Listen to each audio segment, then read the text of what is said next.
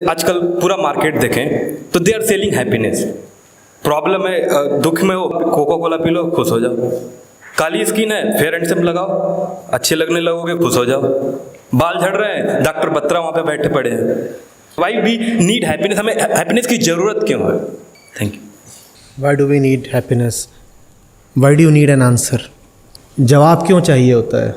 क्योंकि सवाल है। समाधान क्यों चाहिए होता है? क्योंकि समस्या है। तो सुख क्यों चाहिए होता है? क्योंकि दुख है। हम प्याग लेकर पैदा हुए हैं, दुख। तो वास्तव में हमें सुख नहीं चाहिए, हमें वास्तव में चाहिए दुख से मुक्ति।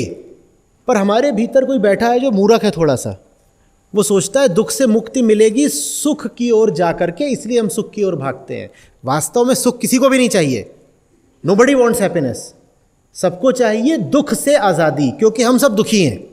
लेकिन दुख से आज़ादी का हमें और कोई तरीका पता ही नहीं है सुख के अलावा। हम कहते हैं सुख ले आओ दुख मिटेगा। सुख लाने से दुख मिटता नहीं, सुख लाने से दुख मिटता नहीं। इसीलिए आदमी ज़िंदगी भर सुख की कोशिश में लगा रहता है, और सुख ले आओ, ये ले आओ।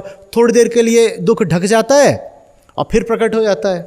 सुख जैसे दुख का उपचार निवारण होता ही ना हो, सुख जैसे दुख को बनाए रखने के ही काम आता हो। लेकिन हमें फिर भी समझ में नहीं आता कि जो हमारी मूल समस्या है वो ये नहीं है कि हमें सुख नहीं मिल रहा, ये नहीं मूल समस्या है।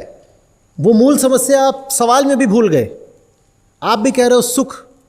मूल समस्या सुख न पाने की नहीं है, मूल समस्या ये है कि दुख मिटता नहीं, दुख से मुक्ति मिलती नहीं। ये है मूल समस्या। इन दोनों बातों में अंतर समझ रहे हो? दुख हटाना एक बात है और सुख के पीछे भागना बिल्कुल दूसरी बात है। दुख हटाने के लिए समझना पड़ेगा कि दुखी कौन है, कौन है जो दुखी है।